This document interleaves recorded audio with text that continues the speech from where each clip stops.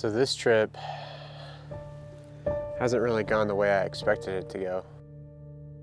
And I don't know what happened. I couldn't really see what was going on with my tires or what it was, but I'd get up onto it, and then it was like my truck just didn't have the power to get the tires to move, or I had no traction. I don't know what it was, but I couldn't get up it, or something on my undercarriage was hooked on a rock or something maybe.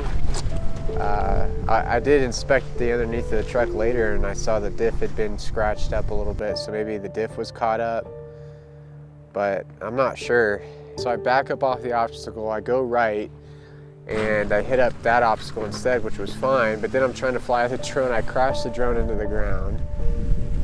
So, I mean, the drone's fine, but it's just like, I don't know, one thing after another. The ride feels super bumpy, like almost like I'm not even, like I don't have my tires aired down.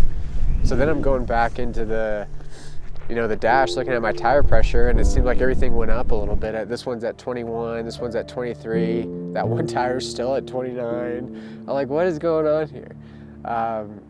And the ride's rough, the rock is super slippy underneath.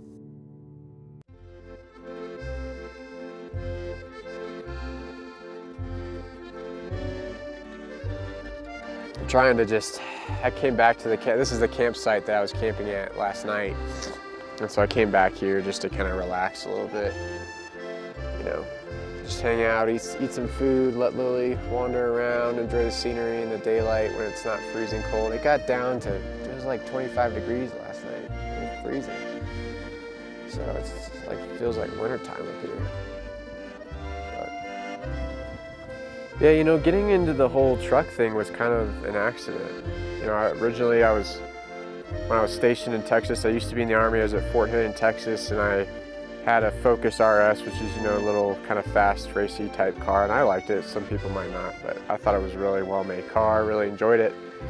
But I realized I was like, it's really hard to find a track to race this thing on, to actually, you know, do any circuit racing. I just don't ever get to use it for what it's built for.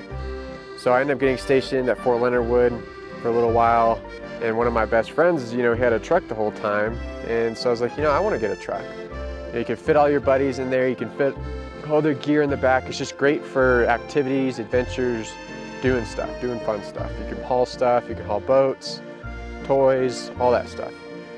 So I get rid of the Focus RS, I buy, you know, Chevy Colorado ZR2. I didn't even know there was a ZR2 at the time. I'm just kind of searching online, and I was like, oh, this is kind of cool. I mean, I want to get a nice truck. I didn't want a full size, I just wanted a mid-size. I feel like I'm too small of a person for a full size. I don't know. It's kind of dumb now that I think about it, but back then it made sense to me. But so I get the mid-size truck, and then it's just, well, oh, you know, what can I do in this truck? I got this great suspension and these great shocks, and I could be, next thing you know, we're driving on little improved dirt roads, and I'm going 70 miles an hour, kind of, you know, just, and I thought it was fun. I was like, oh, I can go this fast. I mean, this is so cool. And then next thing you know, I'm like, well, Colorado, there's tons of off-roading out in Colorado. And I mean, I grew up in Colorado. I didn't really do much of that, and so that's kind of how I got into it. Next thing you know, I got stationed at Fort Carson in Colorado, and then I start spending some of my weekends doing off-roading, going on these famous trails, and then next thing you know, I'm like, well, I need bigger tires. I need a rooftop tent. I want to sleep on the roof, and I want this gear, and I want that gear.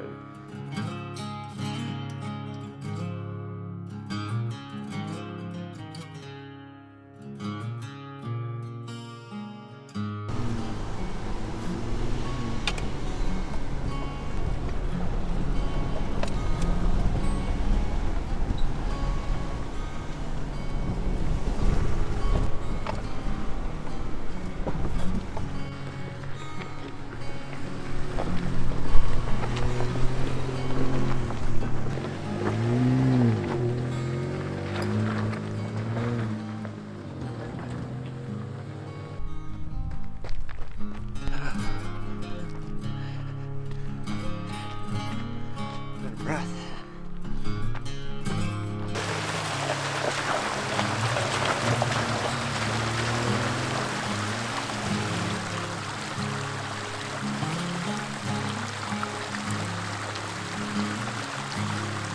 Well, here we have another old abandoned cabin. Looks like the little main frame's kind of still intact, but the whole roof's collapsed. And honestly, that looks like some modern roofing there on the top. I wonder how long ago that this was built. It's like the whole part of the roof fell off. Bunch of beer cans. This looks like modern roofing. So, it can't be that old.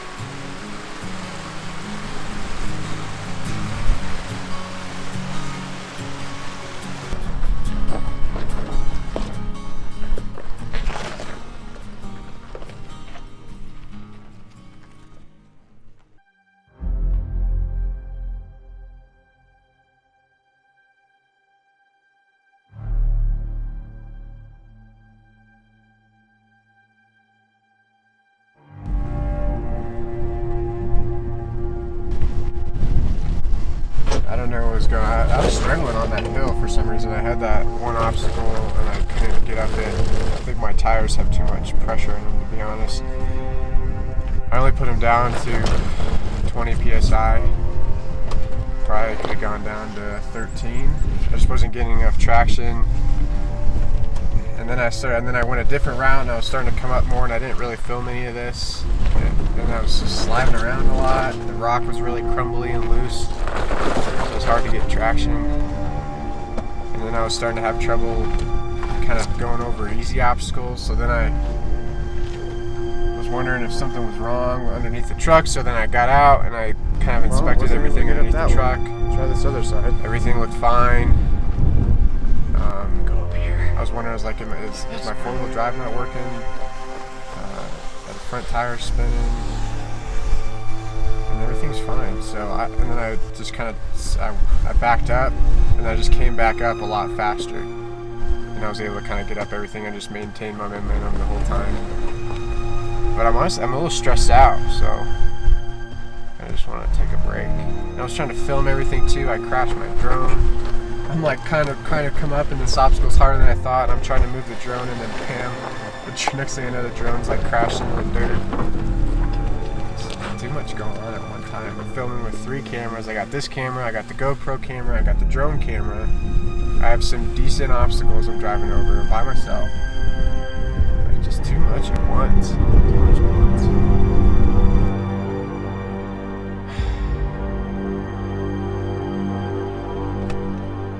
So I'm just going to take a few minutes here, I guess, and just try to enjoy it. There's a good view up here, so. I wonder what it's like. It's just be winter, like 9 months out of the year up here.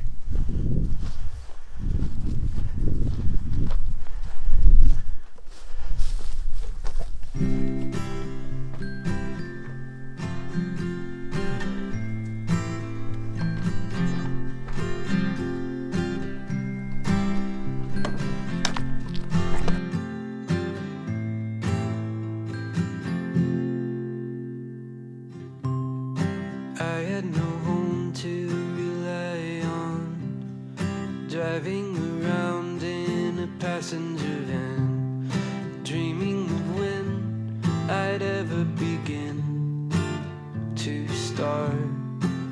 So we're at the top of this pass now, kind of where it cuts off into Deer Creek, Montezuma, and Webster Pass. But it's just super windy up here, and I don't know, I'm a little worried about the truck. So I was having issues with power coming up here. And it made me feel like it, you know, like I'm sitting there flooring it. I'm in 4 low, and the truck's barely got enough power to make it up. And I know we're at high elevation, but that shouldn't be an issue, and it hasn't been an issue. So I'm wondering why that's an issue now. So I think I'm just going to play it safe, and I'm just going to go back down the way I came up and just go from there. So yeah, kind of unfortunate, but I'm just going to play it safe because we got our big San Juan trip next weekend, and I don't want to do anything serious, any serious damage to the truck right now. So go from there. Take up a room with a mutual friend, couches and wine, and everything's fine. Just one day at a time, and it gets you by. It kind of morphed into that whole thing, and then I thought about filming it all too. You know, the filming thing, it's been, I mean, ever since I was a little kid, I'd like making, you know, we do projects in school. I mean, elementary school almost. It's 6th grade, 7th grade, that's middle school. We do little projects, and they, you know, you had a lot of liberty in how you could do the project. So I would try to get a little camcorder, a recorder thing, and I would try to film whatever. It was like acting stuff, and I was trying to be funny. I would try to make the kids in the class laugh with my little video or whatever it was. And so I've always kind of liked that. Me and my cousin we tried to make a video out of, we tried to draw a bunch of, or we tried to take, it wasn't draw pictures, we tried to take pictures, and we were gonna print out all the pictures, and then you put them together, and then you just, you know, you I don't know how to say it, but you put the little, you like flick them all, and then the lights, you know, it moves really fast, and so it looks like a moving picture, right? And so we just tried to do that, and then we realized, well, we're gonna have to take like 1,000 pictures. We don't even have enough film in the camera, and we're just little kids. So we kind of, you know, squashed that idea. But it's always been something I liked, and you know, I love watching a really good movie with great cinematography, great storyline, great character development, all that stuff. I really like it. I can really appreciate a really good and well-made movie.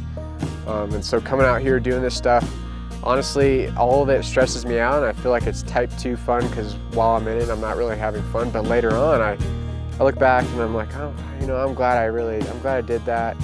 I feel accomplished, I feel achieved, and then I get to go back and kind of edit all the footage and try to make some movie or film, you know, and post it on YouTube. And obviously, I'm not making feature-length films and movies, but you know, for being the actor, director, editor, cinematographer, whatever, producer, all the stuff, for playing all those roles, I think I'm doing all right.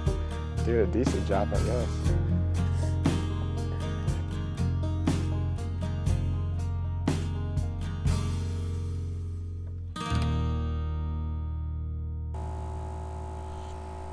Airing up the tires now. Yeah, let me show you guys this gash. There's a huge gash on this tire here. Look at that. That's why that sidewall is so important to me. It's a pretty deep gash. Alright guys, so I'm running into a little issue here. My valve stem keeps leaking every time I pull this off. It's just going to leak air. I can't get to stop. I do have replacement valve stems, but I've actually never done it before, so I don't know how to replace it. But what I do have as well is this little nut here, and this has compression on the inside of it. So I'm going to take this off, I'm going to put this on, and it's going to make an airtight seal for now until I get back home. So it's different than your standard one. This doesn't have any compression, so there's none of that little rubber on the inside. This does have rubber on the inside, so this will make it's like airtight and watertight.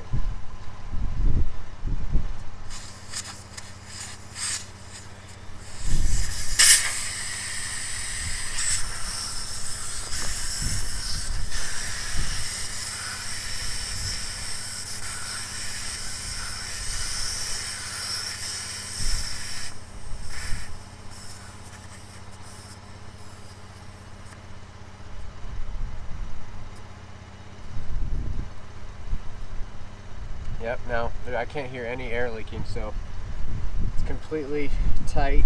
And it's nice to have that. If I didn't have that, I'd kind of be screwed.